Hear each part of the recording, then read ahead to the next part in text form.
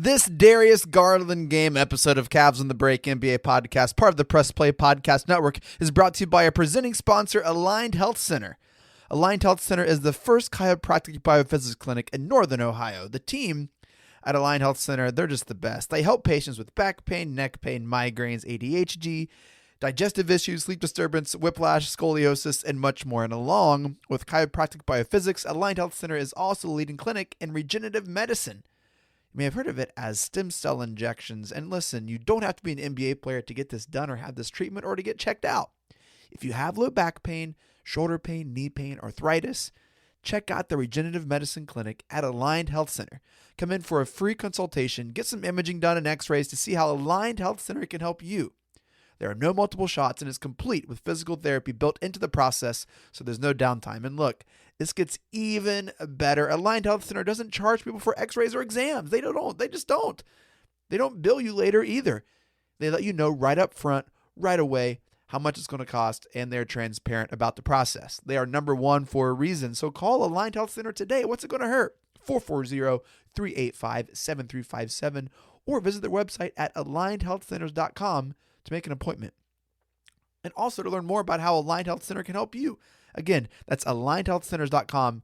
Give them a call at 440-385-7357. The link and the number will be in the show notes. And if you haven't heard, Press Play is really making some noise in the podcasting world. 2 weeks ago, we launched Up Next, a show all about your favorite streaming content with hosts Kristen Aviles and Christina Walter. You'll laugh, you may cry, and you'll most certainly want to watch what they are watching. Check it out. They're brilliant. They're the best. Up Next, some really good stuff there. Last week, we launched the Ray Guy and Rhoda show. R&R is back exclusively with the Press Play Podcast Network. Catch Michael, Ray Guy, and Kenny Rhoda as they talk all things sports and only the way that they can. They're producing content right now, so make sure to check that out. Ray Guy and Rhoda. And this week, we're launching the Dennis Maniloff Show.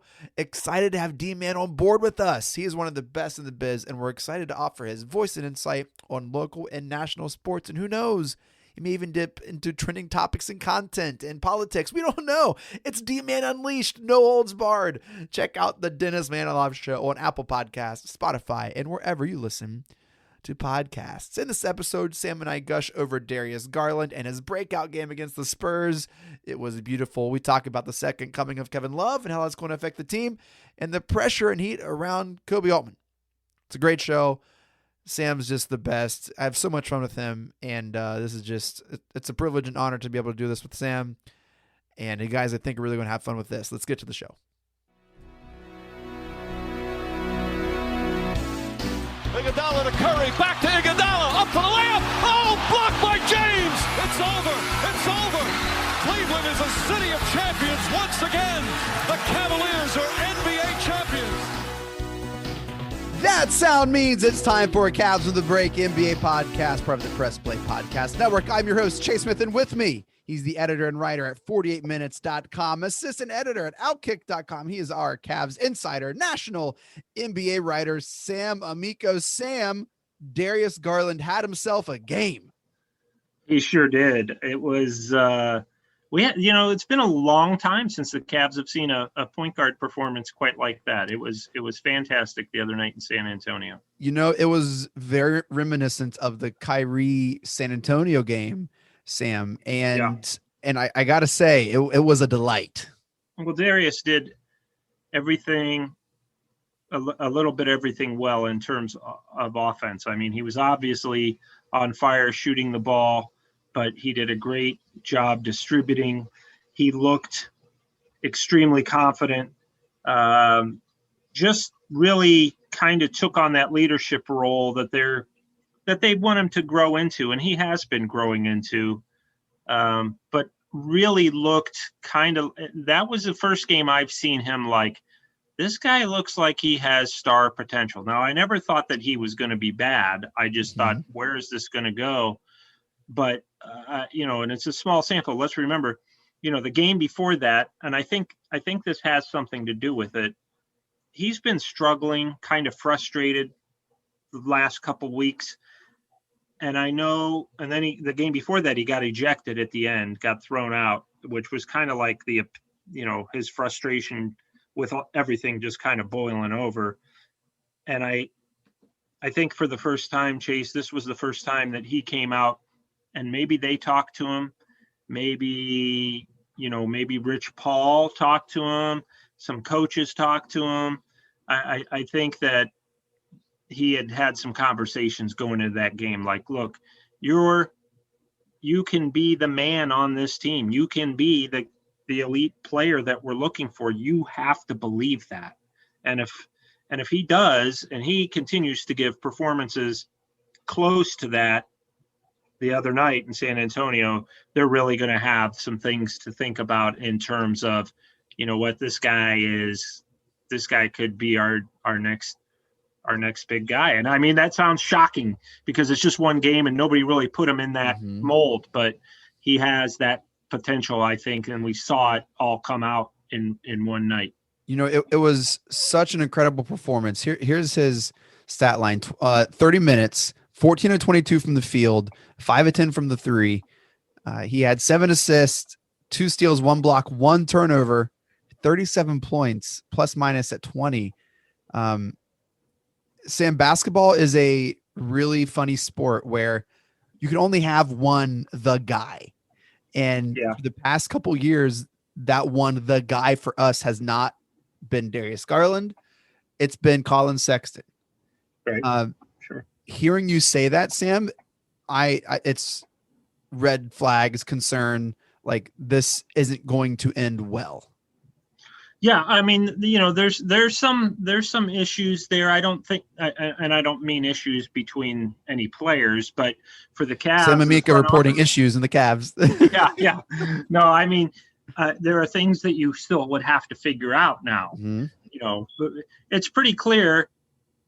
Look, I had this conversation the other day with an agent, and I said we were just kind of going back and forth, and since the day the Cavs drafted Sexton, and he's earned that, is kind of making him the face of the franchise of the post-LeBron era.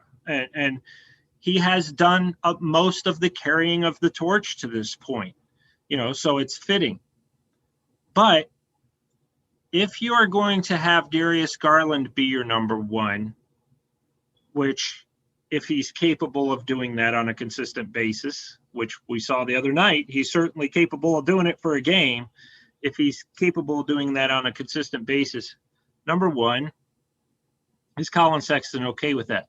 Number two, and maybe he would be. This isn't to say he's not. Maybe he will be. Number two, and I think, everybody has said this. Is he a guy that would come off the bench if the Cavs got a traditional point or shooting guard along the lines of Devin Booker or a Bradley Beal or a Ray Allen or the Klay Thompson, those kind of traditional shooting guards that are a little bit taller, are more spot up shooters, which Colin obviously is not. He has that element to his game, but that's not what his main strength is, getting to the basket and getting in the lane and all that. And he's a smaller shooting guard, obviously. Could you tell Colin Sexton at this point, your role is going to be like Lou Williams, and you're going to come off the bench. Now, a lot of things have to happen before you even need to bother with that conversation, but will you have that conversation, and would he be open to that? I don't know that he wouldn't be. I don't know that you need to do that. Yeah. But just kind of thinking ahead in the future, and this is all extremely hypothetical. Sure. But if Darius Garland is your number one guy and you get a traditional shooting guard, which I suspect Darius would be even better in that situation if you put him next to a more traditional shooting guard. I think he would be better. Now, I don't know that. We don't know that for a fact. And if you do that, does Colin Sexton, the guy who you've tried to make the face of your franchise and who has been the face of the franchise, has not even tried. He's done it. Colin Sexton has done it. And I want to touch on that. Does he go for that? This San Antonio game, it was almost like promise fulfilled. Like, this is what this character, this player could be, is this type of player. He's done it like this once. He's had good games, but this was like, oh, this is the Darius Garland game. This is one of those, if he continues to develop, we're going to look back and say, yeah, this is it. Put the legal notice. He was in people were talking about Darius Garland that night and the next day. But let's give credit to Colin Sexton. Sexton has been playing at a high level, Sam, consistently for 2.5 years or so. That consistent performance is hard to find. Colin's going to have a long play NBA. Super hard. Mm-hmm. He's going to have a career. He's been healthy, by and large. The knock on Garland is can he play a full season, and can we see this type of like production consistently? Obviously he's done it. He's had one like career defining game. Let's let him continue to grow. But Sam, all signs point to, at the end of the day, if we have our choice between Darius Garland and Colin Sexton, I would rather have what Garland can offer and how he impacts the team more than what Sexton can offer. And call that a overreaction. Right. No, it doesn't need to be people look at kind of those kind of statements as, well, he's knocking Sexton, which you're not. It's who is best suited to change the direction of the franchise. Mm-hmm. And we don't have that answer right now. Right. But every superstar that Darius Garland has played against, the LeBrons, the Ben Simmons, the others, that I can't think of, Bradley Beal, they have raved about Darius Garland's potential. Mm-hmm. And it's because of games like that where he has to be, I think Darius Garland, it has to be, feel like he's the number one option. And I don't think it's like a selfish thing. I think it's, you go out there, you're the number one guy, go make it happen. And, everybody else is, Colin's our second option in your mind. In your mind, you play like you have a superstar mentality and that you have an opportunity to change the direction of the franchise. Mm-hmm. I know those conversations have been had with him, and maybe he's buying into it, so he's young. We got to see a lot more from him, obviously, but to me, if the Cavs turn some kind of corner here, it's going to be because of that game. And I don't mean wins and losses. I mean, correct. The direction of the franchise. Yeah. And that's because of Darius Garland. I'm glad you brought up other NBA stars' opinions on the Cavs, because my boy, Isaac Okoro, had a huge endorsement last week from Jimmy Butler. I have to read it just because sure it's Sam. I teared up a little bit. I teared up. I'm surprised it was only a little bit, but go ahead. So here we go. This is Jimmy Butler talking about Okoro. The Cavs lost to the Heat in Miami last week. Jimmy Butler says, I was talking to UD at the end of the game, and we agreed the kid is going to be really good, Butler said. He plays within the game. He takes all the right shots. He gets stops and rebounds. He's always passing the ball to the open guy. I really like his game.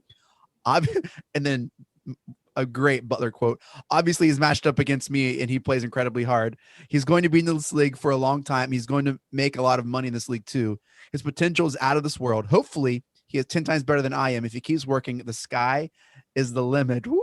Boy, Isaac Okoro, get yourself some, man. Well, there's some truth to that. I mean, Butler isn't the kind of guy who's going to blow smoke up guys' behinds. No. I mean, he is, if anything, he's a little, I'm not worried about that guy, So, look, go ahead.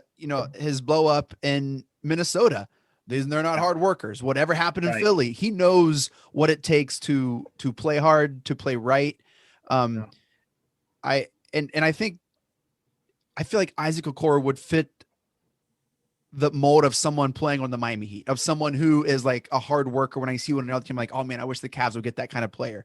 And I think back to some of those awesome Golden State rotations they have, where just like they were 8, 9, 10 guys deep when they were like in the championship every year. And I feel like Okoro is a player who can be definitely not 8, 9 guy rotation, but someone who plays significant playoff minutes, someone who makes a difference, and someone who is a really issue on the defensive end. And I seeing Okoro and Garland, like it's just been a really fun week to see these young guys, kind of grown to NBA players. Yeah, Okoro, there's just, I mean, it's so hard to tell with rookies and be fair about it. Obviously, we've discussed this before. You're guarding Giannis, you're guarding LeBron, you're guarding Damian Lillard, you're guarding Bradley Beal, you're guarding Westbrook. Butler. I mean, yeah. And that's a tall task for the best defender in the NBA, Yeah. But here they are giving him this time to kind of be thrown into the fire. And I think that he's been making strides. Look at it's not like the guy's just stagnant. It's not like he's frustrated. He's got a good head on his shoulders. He's continuing to play the right way. I think that, obviously you want to see more. And guess what? When you're 19, 20 years old, Okoro's 20, Garland's 21. Sometimes it takes you till you're about 22 to be like, wow, they're really turning the corner here. Mm-hmm. And I think he's doing a nice job. I think he's coming along slowly but surely. And I think he's answering some questions. And I think he's looking like he's going to be, at worst, an efficient pro offensively who is a good defender. Yeah, and I'm sure hearing praise from Jimmy Buckets is going to help his confidence. And who knows outside of the public eye who's texting who and who's like offering whatever. Right. It's really, really encouraging that he kind of offered that up on his own. Like other players were talking about Okoro in there. Another interesting development, Sam, with this team is the reemergence of Kevin Love. Really kind of changed a little bit of the team dynamic. I was shocked. I was shocked. What say you about Kevin Love's return? Well, yeah, I mean, you look at places like Phoenix that has a 35-year-old point guard who's past his prime. You look at I'm not telling that point guard that though. Well, I mean, by past his prime, I mean still has, he's 15 years younger than me. So, but I mean, he's still a very good point guard, Chris Paul, and he's still clearly exactly what that team needed. Yeah, 100%. And my point being that, in Atlanta has some guys that came in there, Lou Williams now. And we talked about this before, who's going to be the veteran on this team in a situation with a bunch of young guys that could probably use a veteran. Well, Kevin Love stays healthy, he can be that guy, because they don't have anybody else other than, unless you want to include Larry Nance Jr., who's still, fairly young guy, even though he's older than the rest of the starting lineup other than Love. He's 27, 28 years old. So that guy's going to be Kevin Love, and young teams that are able to grow can grow quicker when they have a veteran player out there who's been through the battles, who's in Kevin Love's case won a championship. So it's not surprising that he's doing that while healthy. It would be nice if he's able to get to the point where he can get, obviously, his numbers back up a little bit. Yeah, and not surprised at his talent, just surprised at the impact I guess he had on the team. You feel like he'll kind of hover around the 25 kind of minute mark, or are they really going to let him play? That's hard to tell. I think part of it's Kevin. As much as he's injured, have been injured in the past, and as bad luck as he's had in the past, he gets worried about it. I don't think Kevin's saying, I only want to play 20 minutes. I don't think that's Kevin. I think that's the team, and that's, the wise choice. But there is clearly some concern with him in his own mind of, what's it going to be next? Is it going to be an Achilles? Is it going to be, and they have, the Cavs want him to get past that and just, don't worry about it. If something happens, it happens, but just play, don't play timid or play to avoid injury. And I think that that's going to take him some time as he gets back. But I think at some point he'll be in the 30-minute range, as long as he keeps going like he's going, they'll increase his minutes for sure. Well, let's just round out kind of the rest of the roster here.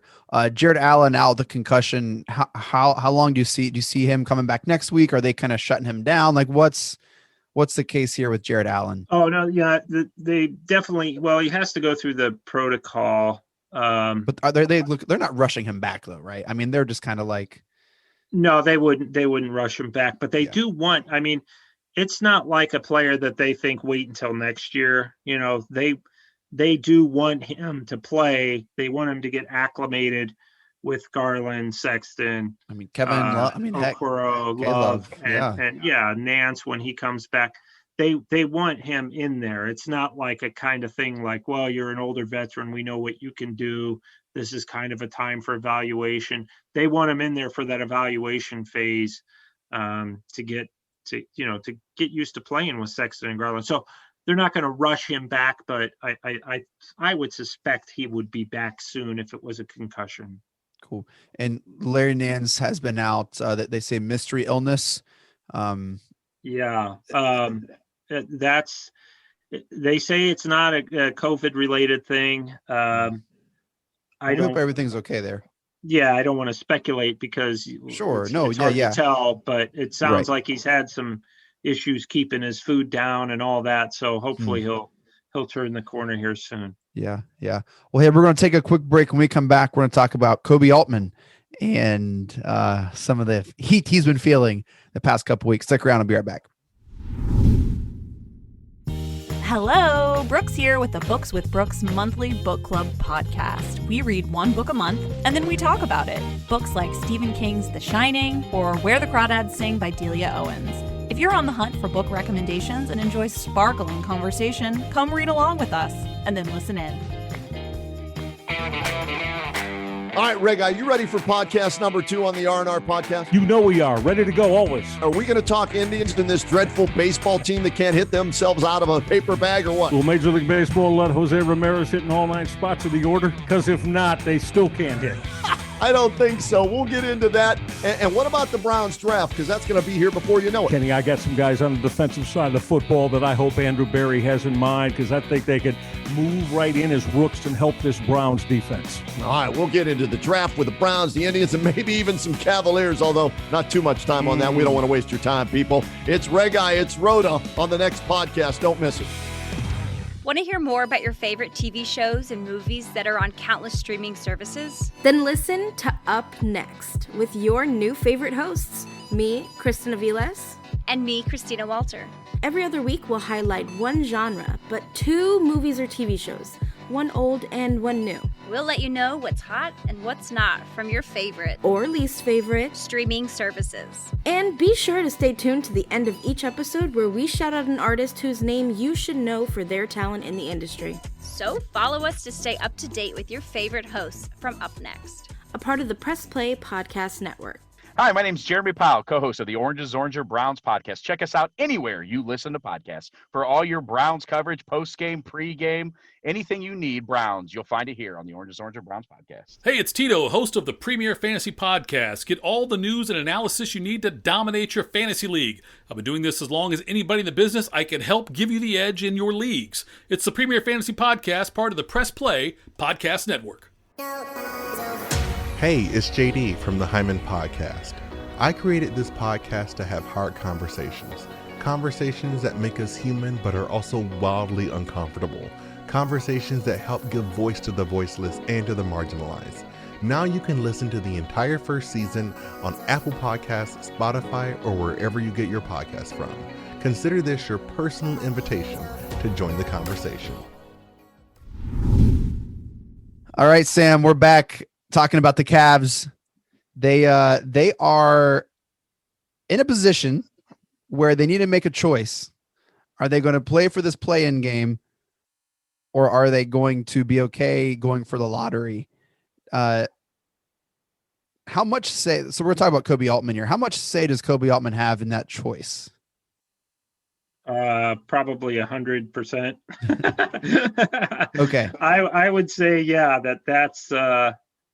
that's probably him. You know, he probably knows how Dan Gilbert and ownership feels about what they want. Mm-hmm. But I will say this, for as much flack as Dan Gilbert takes, it seems like, from fans, in many instances, particularly these, he will let the basketball team make those calls, which he did, as I've said before on this podcast. The year they drafted Anthony Bennett, he wanted Victor Oladipo, and he told them, "This is the guy I want, but you guys take who you want." So had they only listened, had he only demanded that they take Victor Oladipo, but anyway, oh man, that's neither here nor there. But it's Koby Altman. So Koby Altman's going to be the guy to decide. You know, obviously you're going to have injuries and all those things playing it too, but other than that, Koby Altman's the guy who's going to make the decision. Yeah, they're saying it's a 5-player draft. Sam, if you were Koby Altman, what would you do the last, what do we have, 4 or 5 weeks? Yeah, I go both like ways. 20 games, I think, maybe. Yeah, I go both ways. It's going to be, it would be a really hard fall for them to finish with one of the top 2 worst records. I don't even know that they can do it, you know, because of where they are. You know, Minnesota is probably going to have the worst record. I can't tell you who's going to be second, but teams like Washington and those guys are also going to be in play. So, you know, look, people have said Sam always anti-tanking and all this, and I'm like, I'm not anti-tanking. I don't know that it produces a whole lot or works a lot, because you have a young no. Well, you have a young roster, okay? Now, if you have a bunch of veterans that aren't going to be on the team next year, and you're gonna reshape the entire roster, then I'd say, yeah, absolutely, gut the roster and tank, go all out to tank. But when you tank, you're kind of selling the message to your players that it's okay to lose, and you don't really want them to ever believe that, and they don't want to play in that type of situation. Front offices tank, okay? Yeah. Players and coaches do not. They won't do it. They don't want to do it. And they're not on board. I had a player once tell me, I'm not going to lose games so that they can go out and draft someone who plays my position. Yeah. You know? And so I get it. I get it from a front office standpoint, and it's not a terrible strategy, but you also don't want to turn into the Sacramento Kings, who haven't been in the playoffs in 14 years. Mm-hmm. And you're just kind of spinning your wheels in the lottery every year. You know, you have to get really, really lucky in the lottery to get immediate gratification or even gratification of a potential superstar. Yeah. The New Orleans Pelicans got Zion Williamson. Well, and I think he's a fantastic player, and he's going to continue to be. They're every bit as bad as they were last year and 2 years ago when they got him. I mean, where are you going? You tanked. Where are you going? Guess where? Back to the lottery. It gets old, you know, and it gets it's something that opposing like players notice, and they put a lot of stock in. I got traded to Cleveland. They're so okay with losing, you know. So there's that element of it. Mm-hmm. At the same time, if you're the Cavs, you may not have an elite player on your roster, a guy who's going to be the elite guy on your roster. Like you always say, Chase, you got to have the best. More often than not, you have to have the best player on the floor to win, more often than not. They don't have that right now. Do they have somebody who can develop into that? Sure, I think so. I believe that Colin Sexton can be that guy and is some nights. And I believe Darius Garland can be that guy. And Isaac Okoro, you forgot about him. he would definitely be that guy in your mind, and who knows, maybe in reality. Yeah. But and Jared Allen. I mean, Sure. those guys all have that potential. Yeah. But this is I know Cavs fans dream of a Cade Cunningham or one of those guys from the G League. I don't know where Jalen Suggs, where are you going to put him if you draft him from Gonzaga? He's a point guard. So, I mean, I think that, and the Mobley kid from USC would be a nice piece because he's a power forward type. So, I think that there's some value in trying to play the lottery again. So I'm not completely writing it off. But I also think, you're making a big mistake if you're putting all your eggs in that basket. You're just making a huge mistake. If you think we can do this and we can get to a play-in game and still get a pretty good draft pick in this draft, which is supposed to be a deep draft, well, then that's something you consider, because you may put all your eggs in one basket. And guess what? End up drafting 6th again or 7th, right. And then what do you do? Then you play for the play-in game and you get lucky and get the 3rd pick, or that happened to the Lakers like a couple of years ago, I think. Yeah. And look, I've said this before, Chase, you don't have to. The only way to get a top 3 pick is not to tank. You can also trade. Yeah. And it's happened. People trade top 3 picks. People trade, top 5 picks. It happens all the time. So you're going to have to give up something. Yeah. But, if you've come to the conclusion, hypothetically, which they have not, but if you come to the conclusion that, we found kind of our number one option and we really want Cade Cunningham, would the team drafting number 1 take? I don't think they would take Garland, but would they take a Sexton and you pair Garland with Cunningham? I don't know. I don't know that that's the answer. I'm just saying these are all hypothetical things. Sure. And I'll tell you what, these are things that they're going to be evaluating from now until the end of the season. And then whenever they find out where their lottery pick is, all this stuff's going to be taken into consideration. Do they feel? They obviously don't, nor should they feel like they're a finished product and that these are the only 4 guys they can possibly move forward with. And I mean, 4 and Allen, Garland, Sexton, and Okoro, and throw Larry Nance Jr. in there. So these aren't these may not be the guys that we're going to move forward with, but we hope it is. We don't know how confident we are in that yet. Yeah. Explain to us the frustration that people have with Koby Altman right now. Like 48 minutes kind of highlighted some of that. Sam, what's going on here? Well, I think first of all, it's a good thing now that the Andre Drummond situation is resolved. That was weighing on guys. We talked about that. I think that I don't think that you can really question his picks. I think he's made pretty good picks where the Cavs were drafting. They just haven't had a lot of luck. They've moved back. 2 straight years they moved back to the 5th pick. And Garland, we'll see next year. See Okoro's development. I think it takes a little longer to gauge. Yeah, developmental players, unless you are impact like a Luka. Like, I think Zion has made an impact. Not Luka's crater, but Luka is generational. So that's you look okay. 2 years ago, it was Zion and Morant. Those for Memphis. Those are the 2 guys that you really wanted. Okay. Yep. Well, you didn't get either one. I wasn't real sure at the time why they took another 6-foot guard when they already had Sexton. And I'm still not positive that that's, the solution. But you look at the rest of the draft, and it's like, okay, they potentially got, the best player at number 5. And that's really what you should do. I say that all the time, so I can't fault them. You take the best player available regardless of position.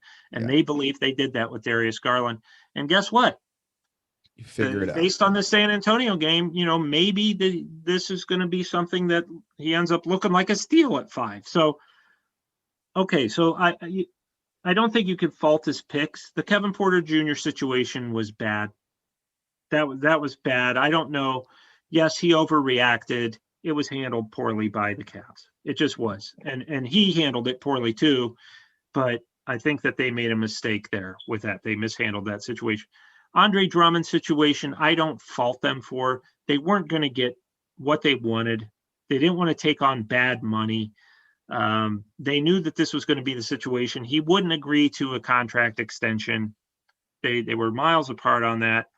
You tried to trade him. Nobody else, you couldn't find a dance partner. They went to the dance. We're asking people to dance with them, and they got rejected. So they had no choice but to buy him out. I didn't like the idea of sitting him. I don't like this. And the players that I've talked to do not like the idea of, why do you keep sitting players? Why did you bench Kevin Porter Jr. for 2 weeks, to start the season, when, first of all, the charges against him over the summer were dropped. Now, look, if you want to suspend him for that trouble he got into, fine, do it for a game. But don't kind of leave him out there, and then he comes back, and then his locker's moved after a trade without telling him. He just kind of, it was just, that was bad. So I'm looking at this from a player's point of view, and everyone I've talked to, they weren't impressed with that, Kevin Porter, how that was handled. They weren't impressed with how Andre Drummond, why did the Cavs, the question I'm asked, why do they keep sitting players who are healthy and that want to play? Why do they, and if they don't want to play, then, I've never met an NBA player who said, yeah, I don't want to play. They're in the NBA. That's what they want to do. Yeah. So I just, that's got to end. That's got to end for him to be the general manager of the future. I think he's done an okay job otherwise. I know people are like, well, Okoro did. No, come on, man. Give the kids some time. Give these other guys some time. I don't fault the draft picks. No. I don't fault some of these moves that he's made around the edges to try to improve the team. Sure, I don't. Sure. I think Jared Allen was a great move, and that was a great trade. He got him for nothing. Not to insult Dante Exum. I didn't mean it like that, but I'm just saying, you look at the value in what Jared Allen brings compared to Dante Exum, and even Prince, who plays well when he's healthy. So I agree think his moves have been okay. There's been some questionable handling internally, some things. Yeah, Kevin Porter Jr. Which, I mean, Dre Drummond. I hate to keep saying it, but the guy's exactly what they need. Yeah. Automatic offense off the bench, and just looks fantastic in Houston. Creator and shot nice athletic. Game tonight. Yeah, he's fantastic. But I agree with you in the draft. I think they've done as well as they could with what they've had.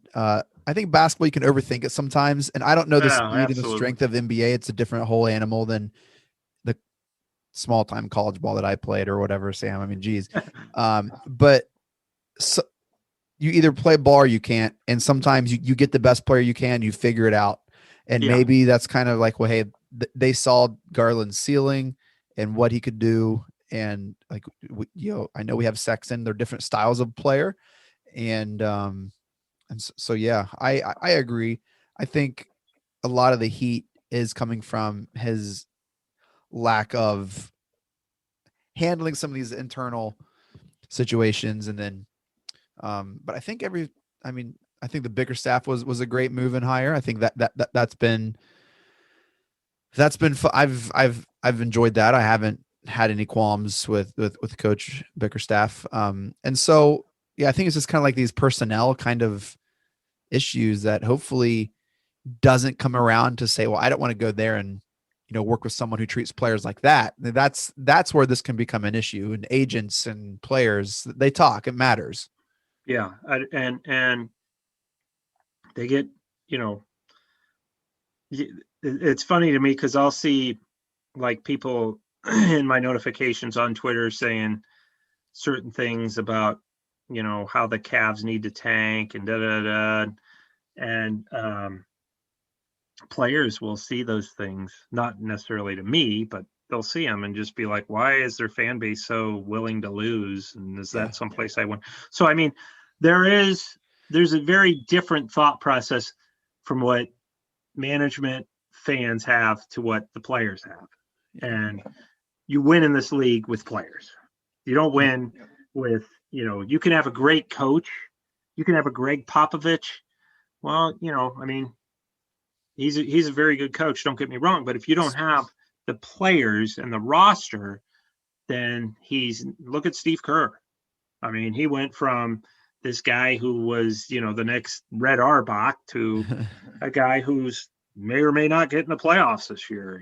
Is he a worse coach because of it? No, he just doesn't have as much talent as he did. So you have to make concessions to the talent, and you do that in every industry. The Spurs are 500 because of Pop, though. I mean, there's no doubt about that. Absolutely. I feel like they would be a much worse. The Miami, a lot of teams you could say that about with their good coaching counts for a lot. Don't get me wrong. I would never get you wrong. I would never. You would be the first to not get me wrong. But the point being that right. You take the best players you can, and you don't need to go overboard in making the players feel like, they're the second coming, but you do need to realize that it's important when you have talent to manage it properly, manage the men properly. I think it's good to keep Koby accountable for, how he's handled some situations. I think it's totally fine. I think it's nice to know that fans care. It's nice to know that people who cover the team care, and that, hey, like, this isn't what we want to see, how certain things be treated. So I think the heat he's taken, it's rightfully so. And I think the praise has been rightfully so too. So good job by you, Sam, doing an excellent job of. There hasn't been much praise anymore for Koby, and for the funny thing is he's probably listening right now. Well, that too, but he's probably, the guy that I would say before he became GM, he was assistant GM and held different roles in the front office. And he and I used to goof around and joke around and stuff all the time before games. So I've seen him come up through the ranks, and it's not always easy for me to, give an honest opinion on his job. I've never once and never will ever call for someone to be fired. Never. Sure. No. Yeah. Never would do that. But there are times where he'll make a move or something and do something. And I think, I part of my job is giving my opinion and being critical. 100%. And I will have to be critical of a guy that really I've been, great. I wouldn't say great friends. We didn't go out to dinners and stuff, but we hung out in the arena a lot before he got that job. Now, of course, he hides from me, which is good. No. Good on his. No, totally part, fair. But totally fair to highlight some of those botched handling of those situations. And I'm sure if he had that everybody in that position knows that. Yeah, that he would say, I could have handled that better. You're right. Well, Sam, I don't think we could have handled this episode any better, man. I think we just did an incredible job of. This might be our best episode ever of all time.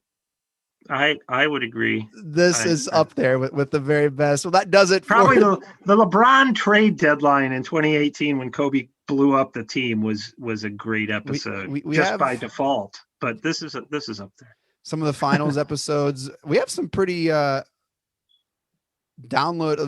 high volume download episodes. It's been fun. It's been great. When's our next finals podcast? When's that come? 2023. Good enough. Good enough. Well, we will come back a new episode next week, kind of getting more into the Cavs schedule and kind of like the grind of the season. But for this episode, that's it. Thank you so much for downloading and listening. Shouts to our presenting sponsor, Aligned Health Center. They are great. Check them out if you have any back pain, neck pain, and check out their all that they offer. They're the best. Incredible people there too. Shouts to the Press Play Podcast Network for making this possible. Sam, we just launched Red Guy and Rhoda last week. I saw that. Yeah, they have a fancy graphic of their face. I don't get that. No. We want to attract people, Sam. We want to attract people. Right. I got you. Yeah. We're launching the Dennis Maniloff show this week, which is exciting. Yeah, he gets a face too. It is his. Right? It's not a cartoon. It's just his face. Yeah. It's his head. And his name. And his name on the show. Yeah. Well, you try to keep the fact that I'm on this show as low key as possible. That is not true. Rico's here. Let's keep it on the down low. Gladly blast Mr. Amico. No. This is good enough. I do enough to promote myself. It's nauseating anyway. Well, hey, the press play is doing some work, and also, hey, we are hiring a summer intern, like a paid internship. So if you're interested, check us out on LinkedIn. We're going to be moving forward on that pretty soon, but paid internships, something we believe in. We don't like to paid internships. If you're interested in helping us out, check us out on LinkedIn. Make sure to follow us on Twitter at Cavs on the Break. We always follow back. Follow Sam on Twitter at Amico Hoops. Catch all his work and writings at 48minutes.com and outkick.com. And for breaking news, insider info, do not miss out. Sam, any final thoughts? No, I guess, it'll be really interesting to see how things go with Darius Garland here, because I think that's going to be something to watch for the rest of the season. How does he assert himself? Will he continue to do it like he did against San Antonio? That'll be a huge storyline for the rest of the season. I would love to see 3 more 30-point games. Absolutely. It'd be great. I'd also love to see you change that battery in that smoke detector. I was thinking, you must think I'm so lazy. We'll see what happens. I have not. Probably by the draft, I'll have changed. Okay. All right. Well, that's only because my wife hasn't heard it yet. But the minute she hears it, I'll have to change it. That makes sense. Well, Sam, always great talking to you, buddy. Mike Breen, take us out. Congratulations, Cleveland. Your decades-long wait is finally over. The Cavaliers are NBA champions.